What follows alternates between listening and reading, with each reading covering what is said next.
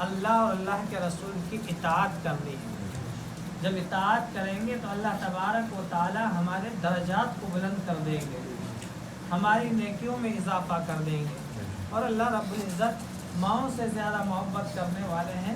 بخشش کے بہانے تلاش کرتے ہیں کہ میں اپنے بندے کی کس بہانے سے مغفرت کروں۔ اسی لیے تو اس مبارک ماہ میں ثواب اتنا بڑھا دیا ہے،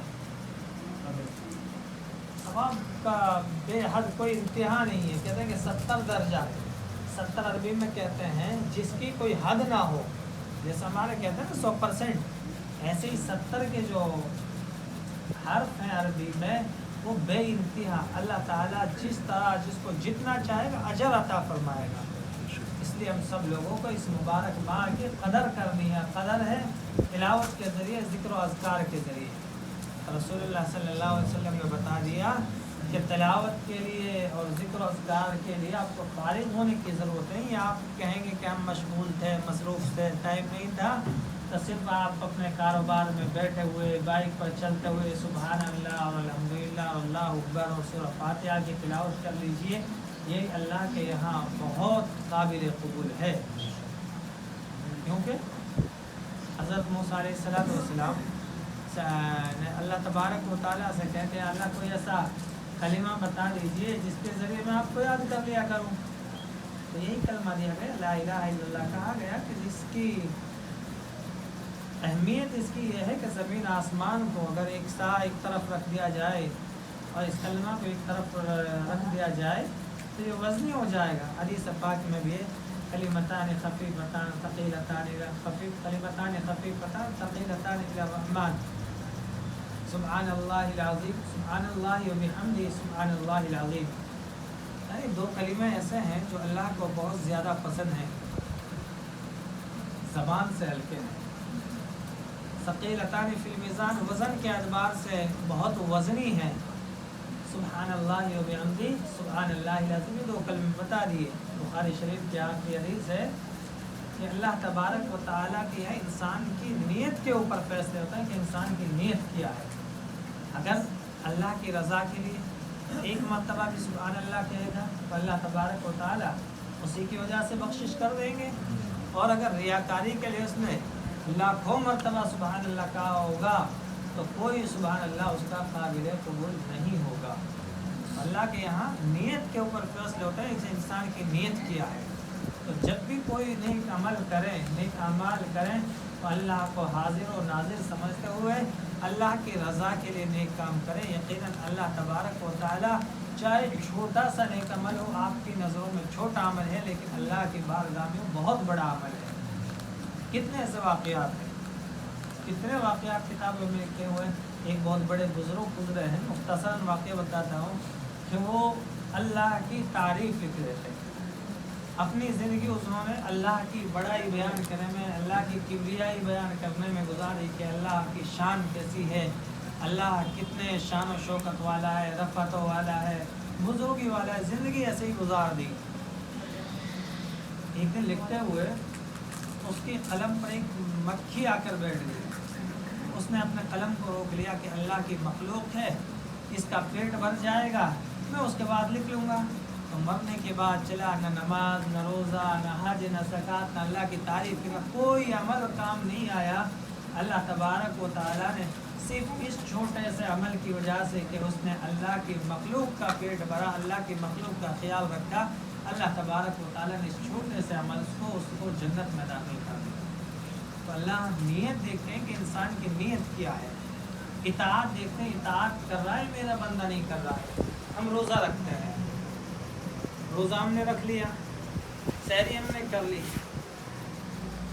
افطار کا وقت آ گیا، اب ہم چاہیں ہم افطار 2 منٹ لیٹ کر دیں تاکہ ہمیں زیادہ ثواب ملے گا، ثواب نہیں ملے گا بلکہ آپ کا روزہ مکروہ ہوگا۔ کیوں؟ اسلام نام ہے اطاعت کرنے کا، ماننے کا۔ جہاں حکم دے دیا کہ کھانا چھوڑ دو، بس چھوڑ دیا۔ جہاں حکم دے دیا کہ کھانا شروع کرو، کھانا کھا لیا۔ اس کا نام اسلام ہے۔ اسی لیے رسول اللہ صلی اللہ علیہ وسلم نے کہا کہ 2 چیزوں کو مضبوطی سے پکڑ لینا، 2 باتوں پر عمل کر لینا۔ صحابہ سے عرض کیا 2 باتوں پر عمل کر لینا آپ کو جنت نصیب ہو جائے گی۔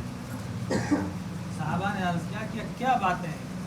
2 बातें बताई कि इताअत कर लेना और नाफरमानी को, नाशुक्री को छोड़ देना।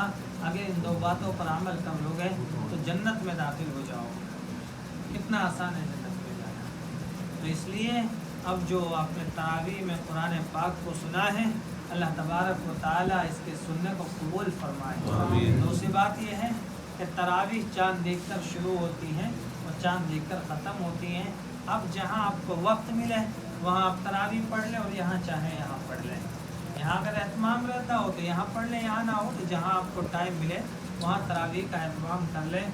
इंशाअल्लाह आपको हर कदम पर, हर सजदे पर अल्लाह तबारक व तआला के यहाँ से अजर मिल रहा है।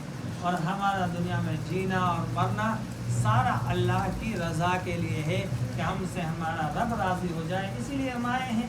दुनिया इम्तिहान का है, अल्लाह को राज़ी करने के लिए आए हैं। और हमें हुक्म भी दे दिया कि इस मुबारक माह में अगर इताअत करोगे, फरमा बरदारी करोगे तो बख्शिश कर दी जाएगी, नाफरमानी करोगे तो नाफरमानों में लिख दिया जाएगा। क्योंकि अल्लाह तबारक व तआला के फरिश्ते आसमान से उतरते हैं, वो देखते हैं कौन बंदा है जो अल्लाह से मांग रहा है, कौन बंदा है जो अल्लाह के सामने खड़ा हुआ है। अल्लाह भेजता है कि मेरे बंदों को देखो किसको क्या ज़रूरत है। आप इफ्तार के वक्त दुआ का एहतमाम कीजिए, तहज्जुद में दुआ का एहतमाम कीजिए, नमाज़ों के बाद दुआ मांगिए। बल्कि रोज़ेदार की तो हमेशा हर वक्त जब रोज़े की हालत में रहता है तो उसकी दुआ कबूल होती है। सुना होगा ना, बहुत मशहूर हदीस है कि रोज़ेदार के लिए अल्लाह की जितनी भी मखलूक हैं सब की सब दुआएं करती हैं। जब सारी मखलूक को अल्लाह ने आपकी दुआ के लिए लगा दिया है, जब आप अपने रब की बारगाह में हाथ उठाओगे, क्या वो रब जो सारे जहानों का खालिक और मालिक है, जिसकी इताअत में हमने अपने हाथों को उठाए, कि वो हमारी दुआ कबूल नहीं करेंगे? वो दुआ हमारी को कबूल करेंगे। बता दिया कि इफ्तार से 5 मिनट पहले दुआ मांगो। फिर आसमान से फरिश्तों को भी भेज देता है कि देखता हूँ मेरे बंदे को किसको क्या ज़रूरत है, कौन आदमी अपनी किस ज़रूरत के लिए मेरे बारगाह में हाथों को उठा रखा है।